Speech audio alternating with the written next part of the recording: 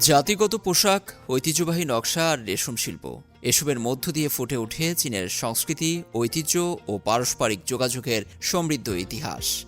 বর্ণমালা থেকে পোর্সিলেনের ভাঙা টুকরো, প্রতিটি নিদর্শনেই লুকিয়ে আছে হাজার বছরের গল্প, আর এসব ঐতিহ্যই সংস্কৃতির ভাষা।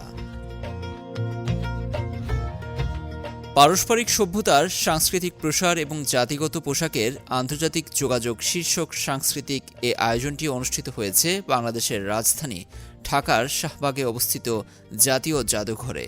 প্রদর্শনীতে গুরুত্ব পায় চীনের ঐতিহ্যবাহী পোশাক, কারুশিল্প, রেশম শিল্প এবং সাংস্কৃতিক সংরক্ষণ। এর মধ্য দিয়ে বাংলাদেশের দর্শনার্থীদের সামনে তুলে ধরা হয় চীনের সংস্কৃতির নানা দিক। বাংলাদেশে এবার আমার প্রথম সফর, আর ঢাকায় এমন প্রদর্শনীতেও এবারে প্রথম অংশ নিয়েছি। চীনের সংস্কৃতি, বিশেষ করে চেচিয়াং অঞ্চলের সংস্কৃতি ও রেশমের ঐতিহ্য এখানে তুলে ধরতে পেরে আমরা আনন্দিত। চেচিয়াং সাইটেক ইউনিভার্সিটির পক্ষ থেকে ডিজাইনারদের তৈরি রেশম সামগ্রী ও ঐতিহ্যবাহী কারুশিল্প প্রদর্শন করা হয়েছে।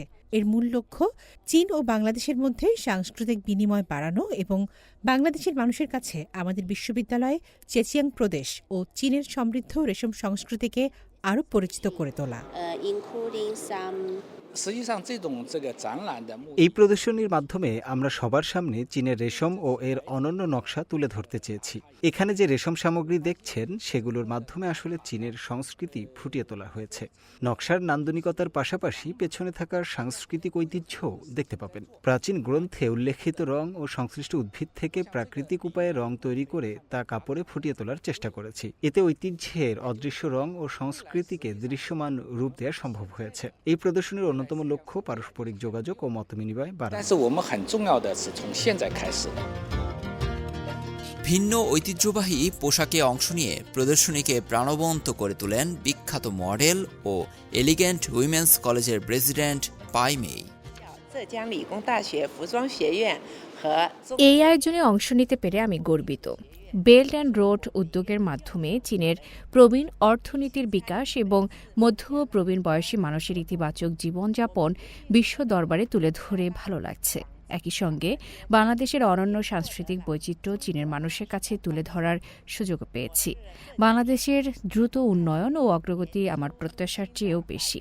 এ সফরে আমরা কয়েকটি বিশ্ববিদ্যালয়ের আমন্ত্রণ পেয়েছি। তরুণদের উদ্যম, শেখার আগ্রহ এবং শিক্ষাঙ্গনের প্রাণবন্ত পরিবেশ আমাদের মুগ্ধ করেছে।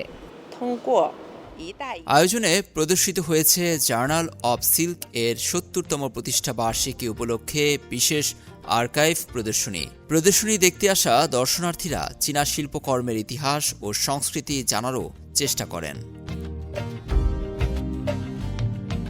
এ আয়োজনের প্রধান আয়োজক বাংলাদেশের RTM আল কবির প্রযুক্তি বিশ্ববিদ্যালয় এবং চীনের চেচিয়াং সাইটেক বিশ্ববিদ্যালয়, সহ আয়োজক Bangladesh heritage research and professional institution, Zhejiang Sci Tech ইউনিভার্সিটির school of fashion design and engineering এবং journal of silk.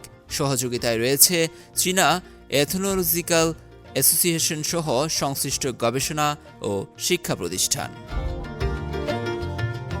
Lutfur Kabir, CMG Bangla.